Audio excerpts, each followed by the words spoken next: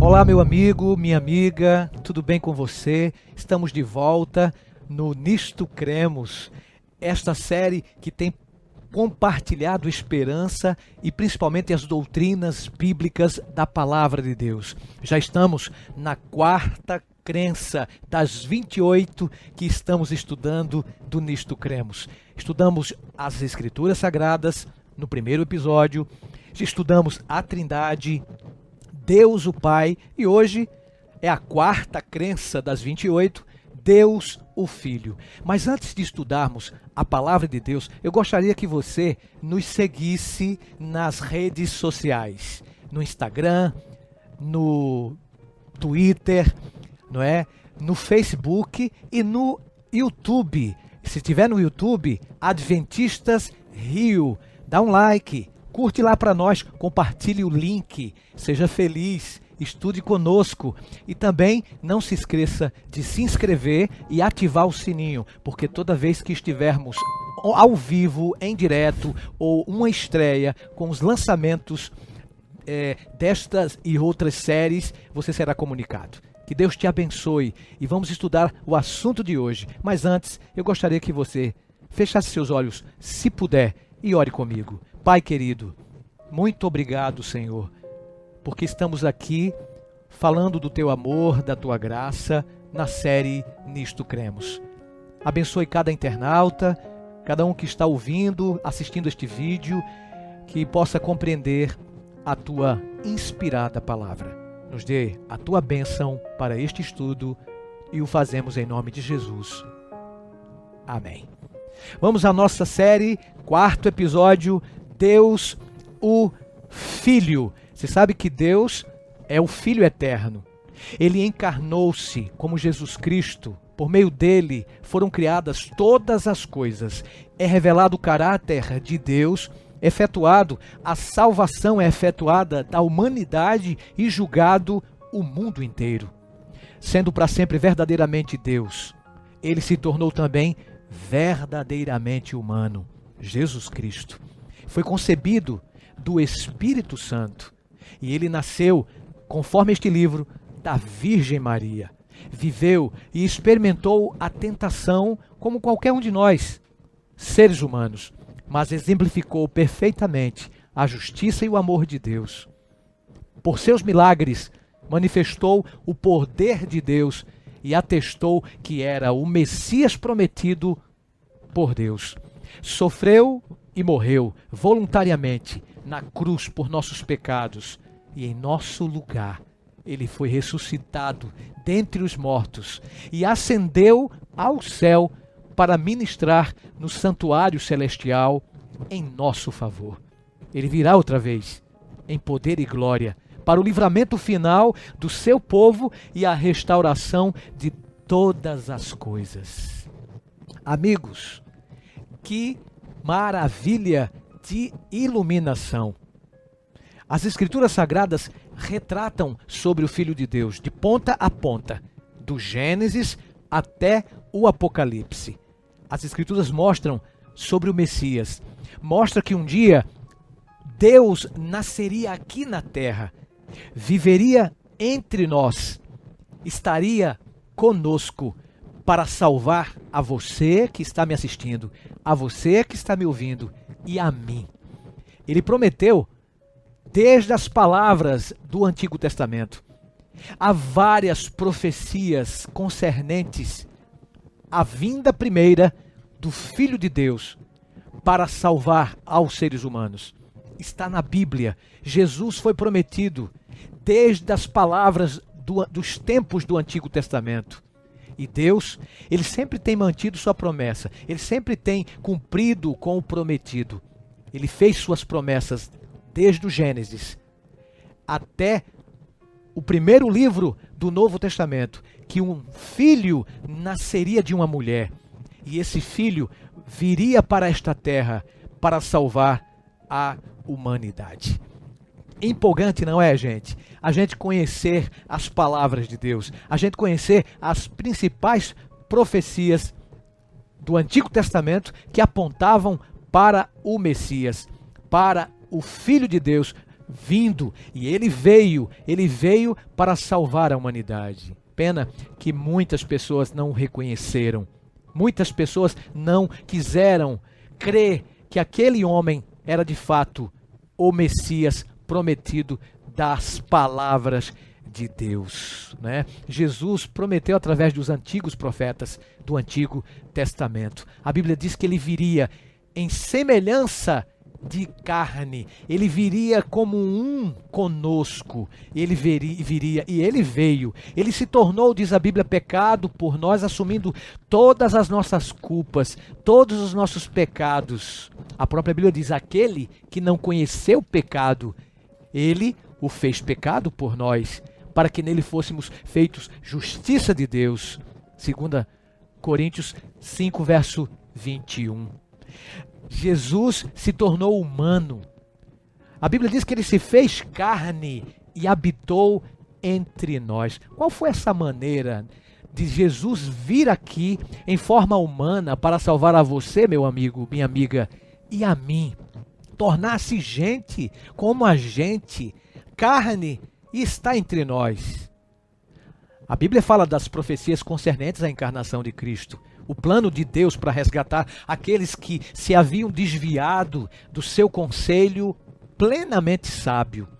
A Bíblia fala isso e demonstrou convincentemente seu amor por cada um de nós. De acordo com o plano da Bíblia, em Jesus, o Filho de Deus, vir até aqui antes da fundação do mundo, como sacrifício pelo pecado, e a esperança da caída da raça humana, 1 Pedro 1, 19 e 20. Ele recebeu essa incumbência de nos trazer de volta a Deus e de providenciar a libertação do pecado pela destruição das obras do mal. Você sabe que o pecado apartara Adão e Eva da fonte de vida e deveria ter causado sua morte imediata, não é? Contudo, de acordo com o plano estabelecido antes mesmo da fundação deste planeta, o conselho de paz, conforme Zacarias 6, verso 13 diz, Deus, o Filho, se colocou entre nós, entre o pecado e a justiça, entre o pecador e a santidade de Deus. Mesmo antes da cruz, portanto, a graça manteve vivos os pecadores e lhes assegurou a salvação. Entretanto, para que pudesse nos restaurar plenamente a condição de filhos e filhas de Deus, era necessário que Cristo se fizesse humano, Deus se fizesse homem e habitasse entre nós. Deus então ofereceu esperança para os nossos primeiros pais, logo que eles pecaram, Adão e Eva, e colocaria uma inimizade entre a serpente e a mulher, entre a semente desta e a descendência daquela.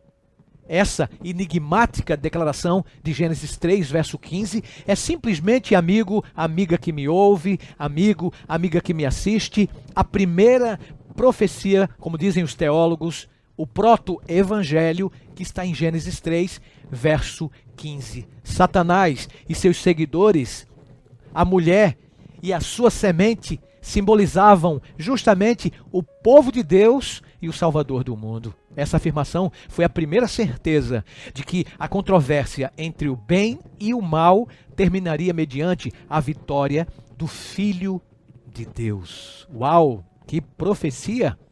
Entretanto, a vitória seria obtida à custa de dor.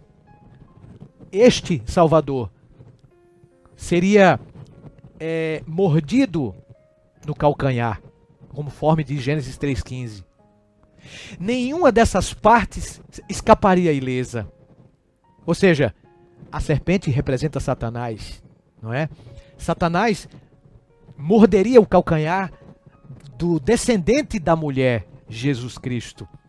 Você vê o grande conflito que é estabelecido desde o céu, transferido para a terra, e nós somos participantes nesta grande controvérsia entre o bem e o mal.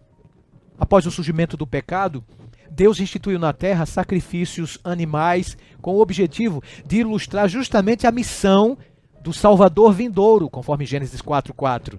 E este sistema simbólico dramatizava a maneira pela qual o Filho de Deus haveria de erradicar de uma vez por todas o pecado. Em virtude do pecado, a transgressão da lei de Deus, a humanidade defrontou-se com a morte. Gênesis 2:17, Gênesis 3, verso 19.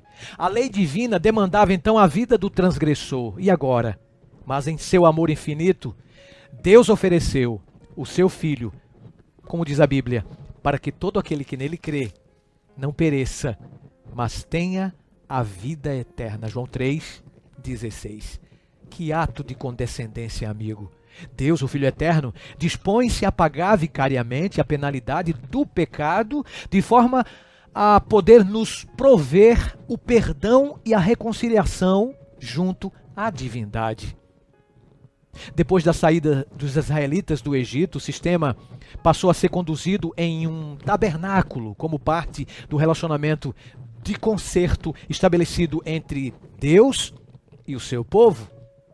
Construído por Moisés, de acordo com o modelo que Deus havia mostrado no céu, o santuário e os seus serviços foram instituídos simplesmente, amigos, com o objetivo de ilustrar o plano da salvação. Êxodo 25, verso 8 tem essa ordem. E a fim de obter o perdão, o pecador arrependido deveria fazer uma oferta, trazer um animal sacrificial, sem qualquer defeito, claro, representação da ausência de pecado no Cristo prometido, o Salvador. O pecador deveria colocar então as mãos sobre a cabeça do inocente animal e confessar nessa posição os pecados todos, claro, praticados. Esse ato simbolizava a transferência dos pecados ao pecador culposo para a vítima que não tinha nada que ver, inocente. Isso significa o Cristo que substituiria estes animais quando viesse à terra para morrer, derramar o seu sangue para cumprir-se o que está escrito em Hebreus. Sem remissão, sem derramamento de sangue, não é? Não há perdão de pecados. Então Jesus seria o verdadeiro substituto de todos esses animais que nós estudamos no Antigo Testamento, prefiguravam, né, como tipo do antítipo, que é o próprio Jesus, cumprindo-se nele mesmo, como diz João no capítulo 1, versículo 29, eu faço questão de abrir com vocês, João, Evangelho, capítulo 1, verso 29, diz assim, ó: eis o Cordeiro de Deus que tira o pecado do mundo. Jesus estava então cumprindo todos os rituais do santuário terrestre.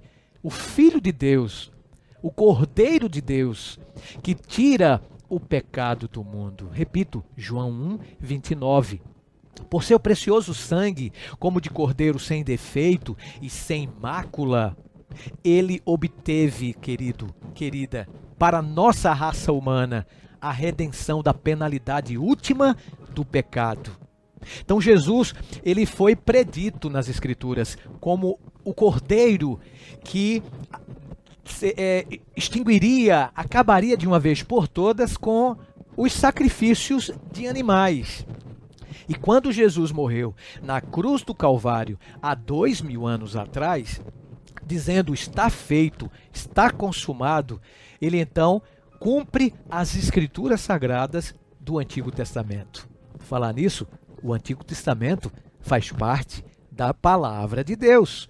É porque tem muita gente que não acredita no Antigo Testamento. Eu falei isso no primeiro episódio.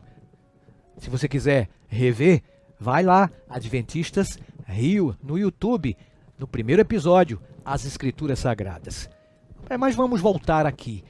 Então, as profecias mostraram que Jesus nasceria nesta terra, Belém, o nome da cidade. Seria o local exato, conforme Miqueias, capítulo 5, verso 2. E esse nascimento de um ser divino, humano, seria sobrenatural, né? O Novo Testamento declara: eis que a virgem conceberá e dará à luz um filho, e ele será chamado pelo nome de Emanuel, que quer dizer Deus conosco. Mateus 1, 23. Que nome lindo, não acha? A missão do Salvador acha-se expressa nas seguintes palavras. Ele disse: o Espírito do Senhor está sobre mim, porque o Senhor me ungiu para pregar boas novas aos quebrantados, e enviou-me a curar os quebrantados de coração, a proclamar a libertação aos cativos e a pôr em liberdade os algemados. a apregoar o ano aceitável do Senhor e o dia da vingança do nosso Deus, a consolar todos os que choram. Isaías 61, versos 1 e 2. O mais espantoso, gente, é que o Messias sofreria rejeição. Ele seria perseguido como uma raiz de uma terra seca, não tinha aparência, não tinha formosura, conforme Isaías 53. Nós olhávamos para ele e não havíamos beleza que nos agradasse. Diz o texto sagrado, era rejeitado entre os homens e dele não fizemos caso. Isaías 53, 2 e 3. Um dos seus mais íntimos amigos haveria de traí-lo. Em troca de 30 peças de prata, Zacarias 11, 12, Jesus foi traído por Judas Iscariotes. Ele foi cuspido, ele foi açoitado. Os seus executores lançariam sorte sobre as suas próprias vestes. Nenhum dos seus ossos deveria ser quebrado, Isaías 34, 20, mas o seu flanco seria perfurado, Zacarias 12, 10. Durante os maus tratos, ele não se oporia, ele não oporia resistência aos algozes, como ovelha muda perante os seus tosqueadores, diz o profeta messiânico. Ele não abriu a sua boca, Isaías 53, 7. O inocente Salvador, imensamente, veio aqui na terra porque nos amou. A Bíblia diz, certamente, ele tomou sobre si as nossas enfermidades. Ele foi traspassado por nossas transgressões e foi moído por nossas iniquidades. O castigo que nos traz a paz estava sobre ele, e pelas suas pisaduras todos nós fomos curados. Porquanto, diz Isaías, ele foi cortado da terra dos viventes. Por causa da transgressão do meu povo, foi ele ferido. Isaías 53, 4 a 8. O Salvador, ele é identificado como Jesus Cristo. E que Jesus Cristo, ele cumpriu todas essas profecias. As profecias concernentes ao Filho de Deus, como filho de Abraão, Mateus 1, verso 1. Paulo, ele afirma que as promessas feitas a Abraão e a sua semente se cumpriram nele, em Cristo. Gálatas capítulo 3, verso 16. O filho de Davi, por exemplo, foi largamente aplicado a Jesus Cristo como o Messias prometido, o qual deveria ocupar o trono do grande rei de Israel, Davi. Jesus, o seu nascimento foi profetizado. A Bíblia diz que uma mulher virgem havia se engravidado. Lembram da história? Em Belém. Uma mulher virgem engravidar só pode ser um milagre, coisa de Deus, é isso mesmo. Coisa de Deus que é difícil da gente compreender do lado de cá do céu. E olha só, eu vou ser sincero com você, eu não sou tecnólogo, viu? Eu vou ser sincero com você, eu não sou teólogo, preste atenção. Mas eu acredito que nós teremos uma eternidade, claro, sem fim, obviamente, para estudar esse mistério chamado o mistério da encarnação. Jesus, ele encarnou-se. Gente, dá para entender isso? Eu falei encarnação. Deus encarnou-se. Deus, ele virou gente, conforme João capítulo 1, verso 1, você sabe disso, que o verbo, ele se fez carne e habitou entre nós. Olha que verso poderoso do grande apóstolo do amor, o mesmo que escreveu o Apocalipse, as 3 epístolas universais, e escreveu o Evangelho. No Evangelho, no capítulo 1, verso 1, gente, se você tiver a oportunidade de pegar a sua Bíblia e confirmar comigo, no princípio era o verbo. Olha só, o verbo estava com Deus, e o verbo era Deus. Ele estava no princípio com Deus. Todas as coisas foram feitas por intermédio dele, e sem ele, nada do que foi feito se fez. A vida estava nele, e a vida era a luz dos homens. A luz resplandece nas trevas, e as trevas não prevaleceram contra ela. João, capítulo 1, versos 1 a 5, perdão. Veja que revelação. Jesus veio aqui, Deus veio aqui. Então, antes de ser humano, Cristo era Deus. Então, o que diz a Bíblia? Todas as coisas foram feitas por intermédio dele. Não é maravilhoso saber isso? Ou seja, Deus, em sua plena criação, ele criou os planetas, ele criou o universo, por fim ele criou o planeta Terra, criou o primeiro homem, a primeira mulher, criou os animais, etc. Então, Jesus, de acordo com esse verso do apóstolo João, é mencionado aqui que ele participou na criação divina. Como pode? Milênios depois de ter criado o ser humano, ele, Jesus Cristo, agora encarnado, Deus encarnado, através de uma mulher chamada Maria, virgem, uma mulher virgem, uma jovem, por obra, diz a Bíblia, do Espírito Santo. Então, o Espírito Santo fez a obra maravilhosa. Isso não está dentro da capacidade humana de compreender, gente. Isso é um mistério, não é? É um mistério. Olha, para você ter ideia, muitos de nós não entendemos alguns cálculos de matemática, né? Matemática quântica. Nós muitas vezes queremos entender o cérebro do ser humano e nós não compreendemos tudo, né? O que está dentro daqui, né? Dentro dessa cabeça, dentro do ser humano, da sua, né? A sua inteligência. Querer saber sobre o DNA. Existem muitas complexidades do lado do céu, né? Aqui na Terra, muitas complexidades. Se nós não compreendemos essas coisas do lado de cá, imagine o que Deus proporcionou, imagine o que Deus fez, o mistério da encarnação, gente. É um mistério. Nós aprendemos algumas coisas das Escrituras sobre a encarnação, mas não sabemos tudo e todas as coisas. O que foi revelado para a gente, conforme Deuteronômio capítulo 29, versículo 29, dá para a gente compreender alguma coisa, mas as coisas encobertas é impossível. É impossível de a gente compreendê-las. Impossível. E quando se fala em encarnação, vem muitas perguntas, né? Mas como uma mulher virgem engravidar? Não pode, é justamente isso. Não dá para entender. Nossa mente é finita para entender, para prescrutar as infinitas, né, mensagens do Deus eterno. Então Jesus, antes de nascer da Virgem Maria, já existia. Então, Jesus Cristo, antes de ser gente como eu, como você, gente como nós, ele era o Deus pré-encarnado. E para salvar a humanidade, depois que o ser humano caiu em desobediência, Jesus já existia. Veja o que diz a Bíblia, o Cordeiro que foi morto desde a fundação do mundo. Claro, quando Adão e Eva pecaram, Deus, ele instituiu os sacrifícios de animais, e ali mesmo Deus permitiu que Adão e Eva matassem um cordeirinho representando o próprio Cordeiro de Deus que tira o pecado do mundo, milênios depois da primeira morte do animal. Então, Jesus já tinha sido profetizado pelos profetas do Antigo Testamento. Agora, é um mistério? Volto a dizer.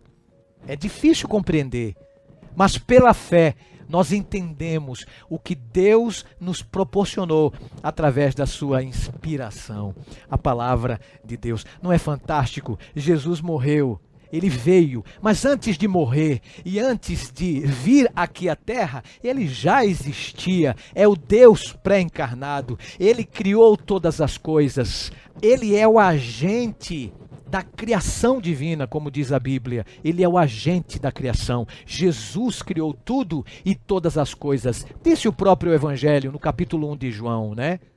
Tudo foi feito por intermédio dele. Ele é o verdadeiro Deus e vida eterna. Eu vou terminar, mas eu quero dizer uma coisa para você.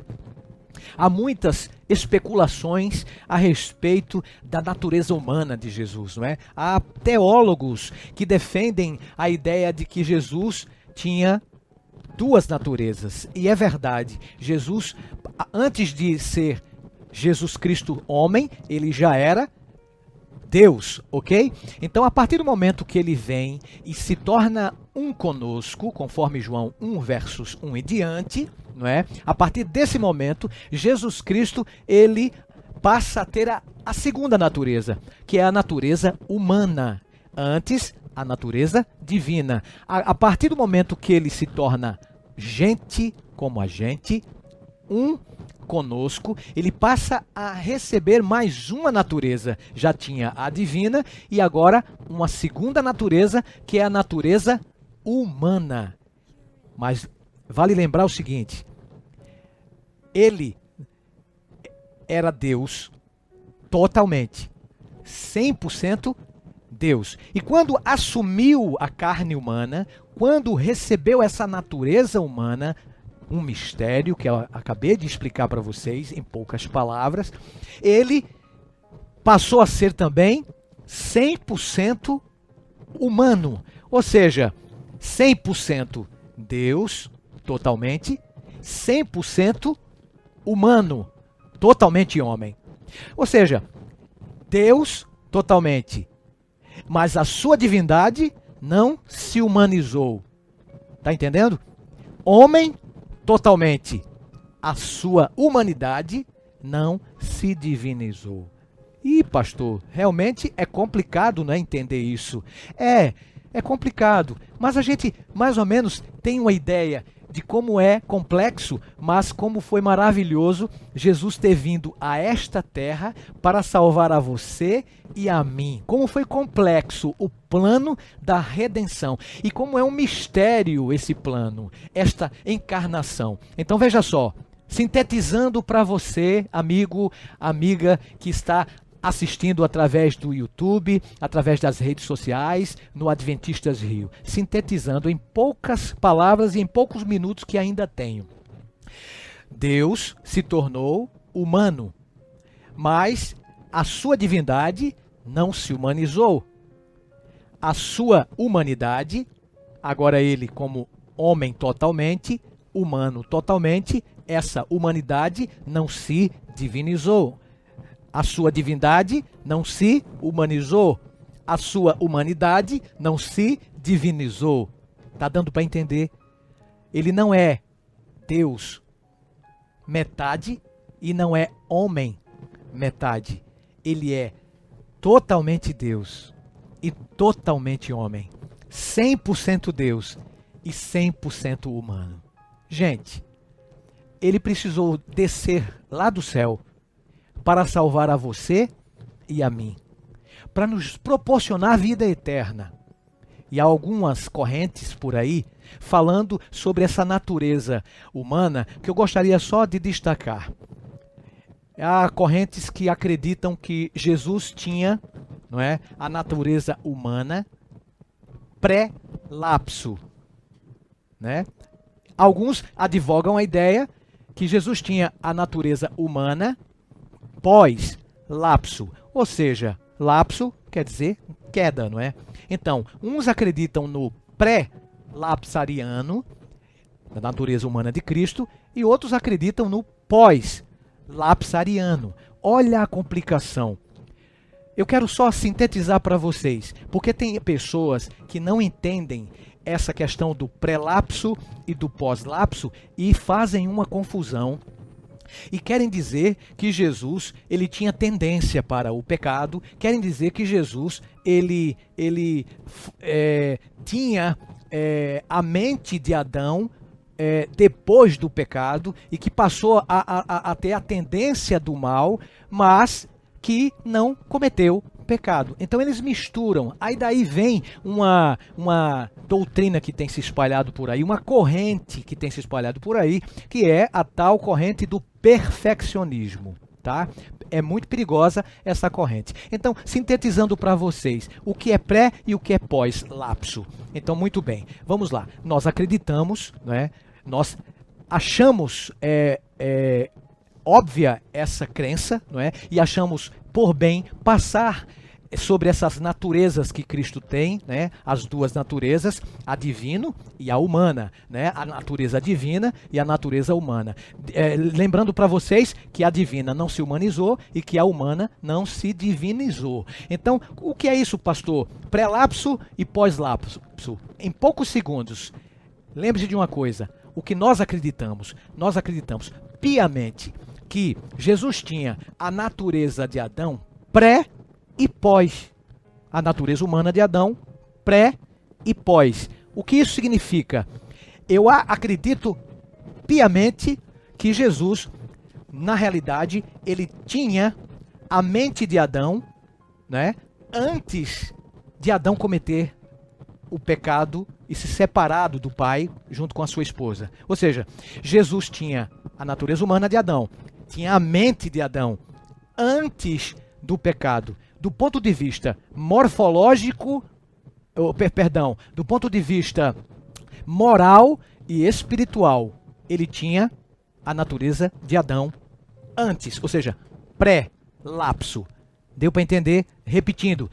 É complicado, mas é bom porque estamos em estudos. Você, se quiser fazer algum comentário aí no chat agora, nesse momento, faça a sua pergunta. Depois, com certeza, entraremos em contato e falaremos para você a opinião da inspirada palavra divina. Tá bom? Então vamos lá. Então Jesus, ele tinha a mente de Adão, a natureza de Adão, antes do pecado, do ponto de vista moral e espiritual. Ok? Portanto, Jesus não teve a tendência para pecar.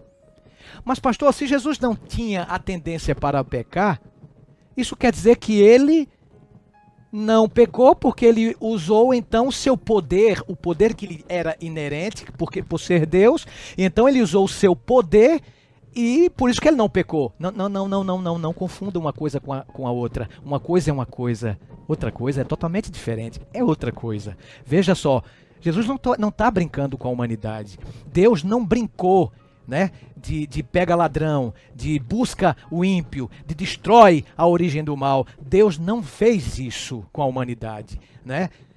Mas eu quero dizer para vocês que Jesus, tendo, do ponto de vista moral e espiritual, a mente de Adão, a humanidade de Adão, a natureza humana de Adão, antes do pecado, isso não significa, porque ele não tinha o desejo, não tinha a tendência do pecado, não significa que ele não poderia, né? Nunca poderia ter cometido o pecado. Pelo contrário, ele poderia ter cometido a falha, mas ele não cometeu essa falha.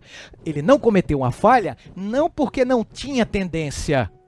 Ele não cometeu nenhum pecado porque ele se apegou ao seu Deus, ao seu Pai.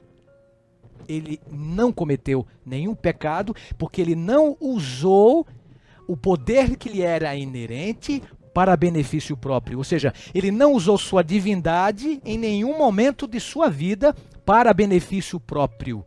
Ele usou o poder de Deus, ele usou o poder que lhe era inerente, né? Porque ele tinha essa prerrogativa para benefício do próximo, para nosso benefício, para nos salvar e para salvar a raça humana. Entendeu?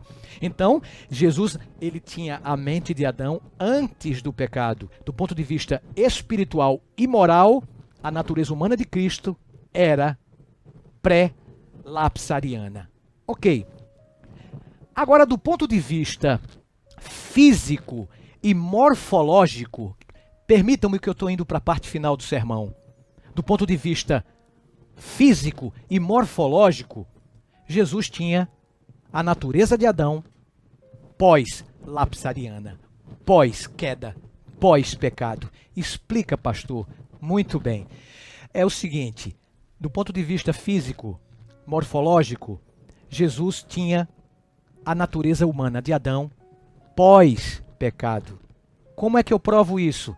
Jesus sentiu necessidade? Sentiu. Jesus sentiu sede? Sentiu. Você sabe que, se você comparar Jesus, o segundo Adão, com Adão, o primeiro do Gênesis, Jesus de Mateus, para o Adão de Mateus, que é Jesus, para o Adão de Gênesis, que é o primeiro pai, né, o esposo de Eva, Adão, ele tem muitas vantagens, do ponto de vista morfológico e físico do Adão segundo, que é Jesus Cristo. Tem ou não tem? Adão tinha mais de 4 metros de altura. Se eu estou exagerando, é por aí, não é?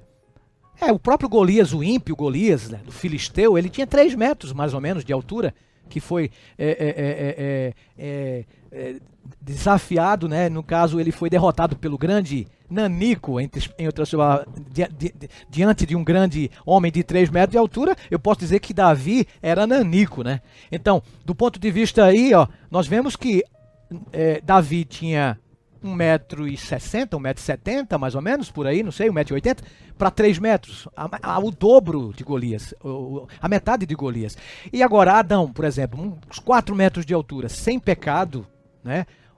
Mesmo depois do pecado, Adão continuou com os mesmos metros de altura. Viveu 930 anos de idade. Quantos anos Jesus viveu na Terra? 33 anos. Adão, para Jesus, existe uma grande vantagem do ponto de vista físico e morfológico, você não acha?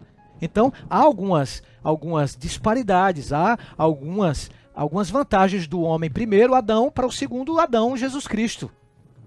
Mas vejam só, milênios se passaram e Jesus sentiu necessidade de dormir, Jesus sentiu necessidade de comer, teve suas necessidades outras, quaisquer, tá?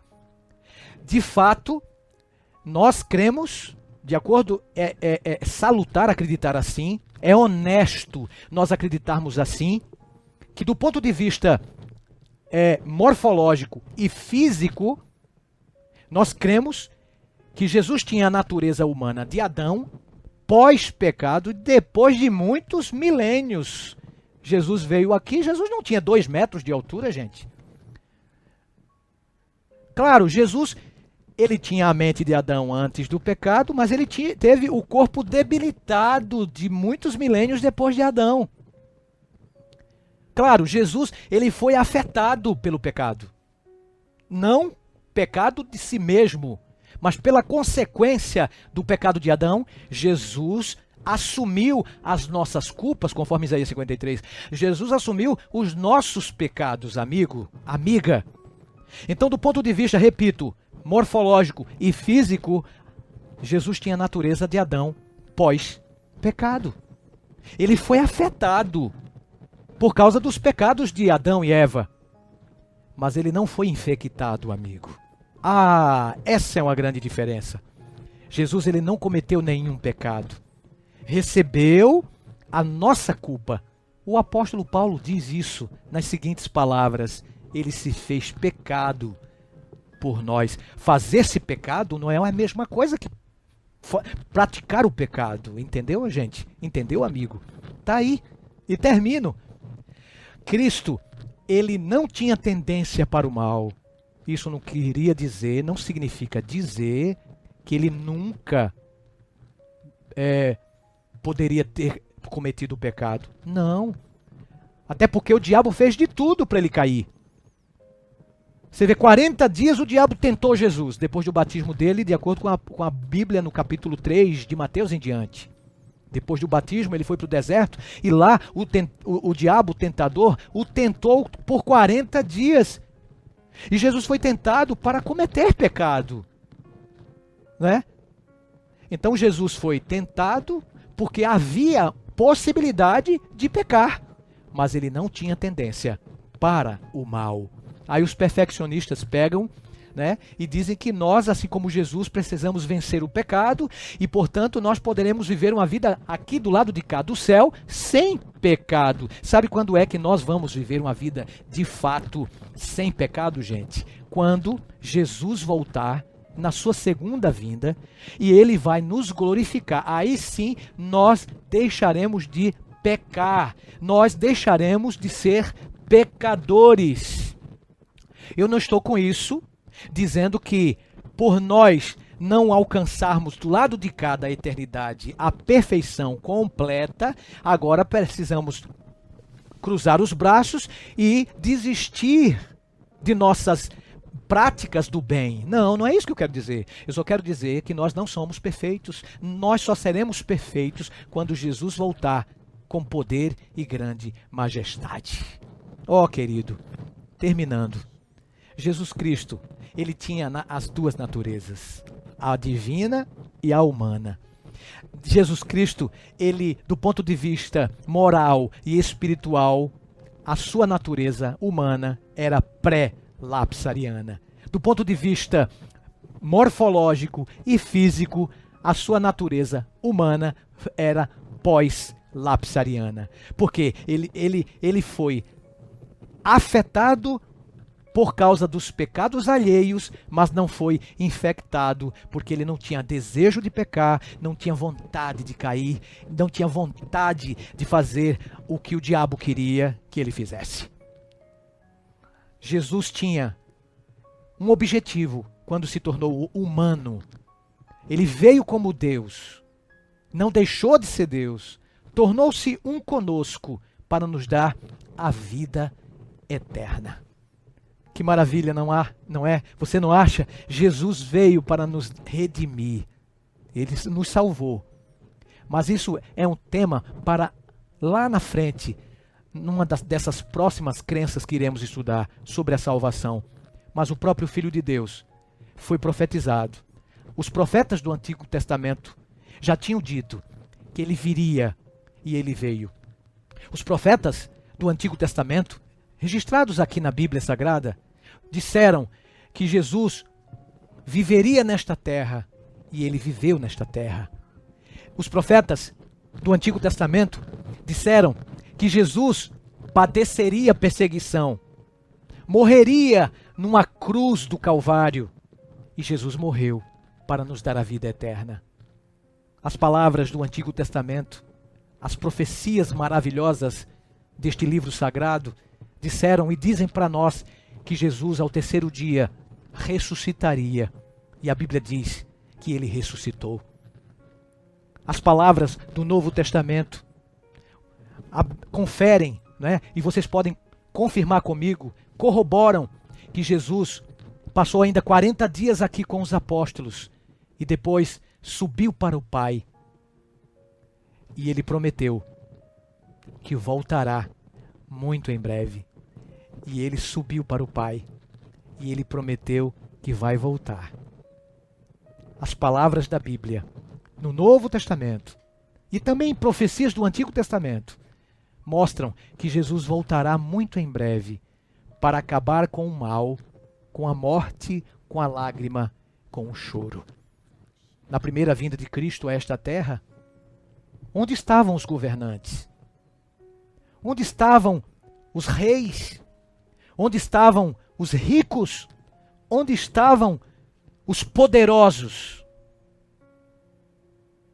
Nos seus castelos, nas suas casas. E o Messias, profetizado por grandes homens do Antigo Testamento, nasceu numa estrebaria, num prato de um animal, numa manjedoura, numa cidade chamada Cidade do Pão, Belém. Ele veio humilde, como homem, para salvar a você e a mim.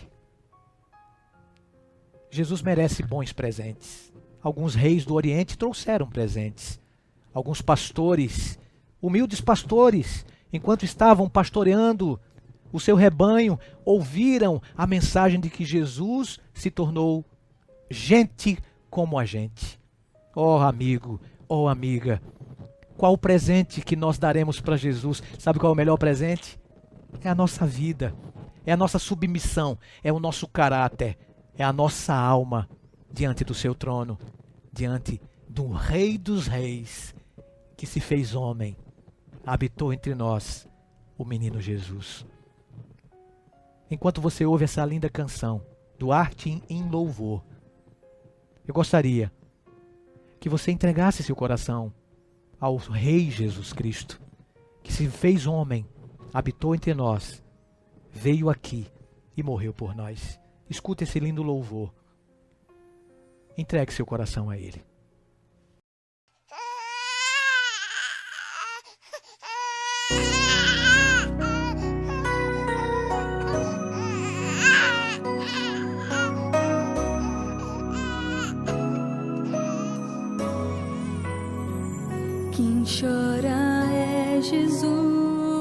menino tão comum e o mundo nem notou que o rei nasceu.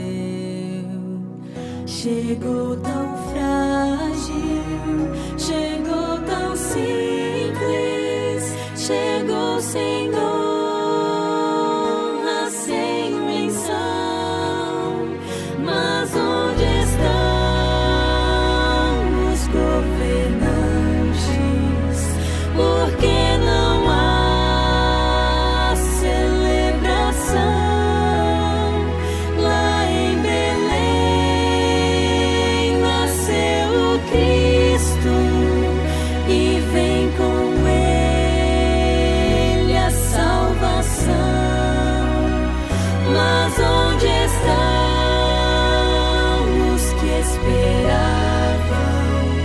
Porque não vem render louvor?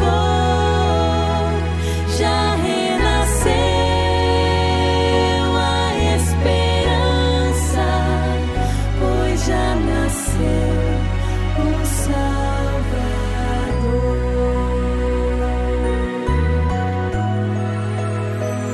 Naquela noite azul, tão cheia de amor, alguns pastores vêm trazer louvor, e magos do Oriente com presentes vêm homenagear o que nasceu. Não foi preciso pompa e honra, não foi preciso comoção. Os próprios anjos celebraram, cantando hosanas a Jesus. O céu chorou de alegria, o universo emudeceu. O Rei dos Reis se fez menino lá em Belém. Jesus nasceu. O céu chorou de alegria, o universo emudeceu. O Rei dos Reis se fez menino lá em Belém. Jesus nasceu.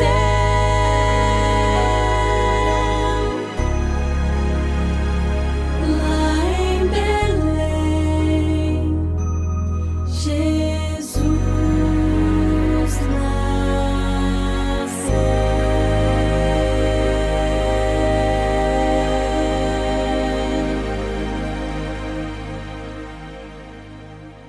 Que linda canção, amigo, amiga. O Rei dos Reis veio a este planeta, viveu, sofreu, morreu, ressuscitou, voltará para estabelecer o seu reino eterno, o reino da glória. Mas para que isso aconteça em meu e em seu coração, é necessário entregarmos a nossa vida como a melhor oferta, como o melhor presente ao Rei Jesus. Se você deseja fazê-lo nesse momento, feche seus olhos, se você puder, comigo, e oremos. Pai querido, muito obrigado, Senhor, porque a redenção se fez possível através de Cristo Jesus na montanha da caveira, morrendo por nós. Ele viveu uma vida justa, ele morreu por cada um de nós, ressuscitou por cada um dos seus filhos e prometeu voltar por cada um de nós. Obrigado, Senhor, por esta linda mensagem de salvação através de Tua palavra. Abençoe os nossos internautas, os nossos ouvintes, aqueles que nos assistiram no Nisto Cremos. Que o Senhor nos dê paz, nos dê graça, pois te oramos em nome de Jesus, o Rei dos Reis e Senhor dos Senhores. Amém. Amém. Chegamos ao final de mais um episódio, mas não se esqueça, foi Jesus quem disse através do Santo Apóstolo que a graça de Jesus, que o amor de Deus e a comunhão do Santo Espírito sejam com você. Até o nosso próximo encontro. Que Deus te abençoe. Tchau.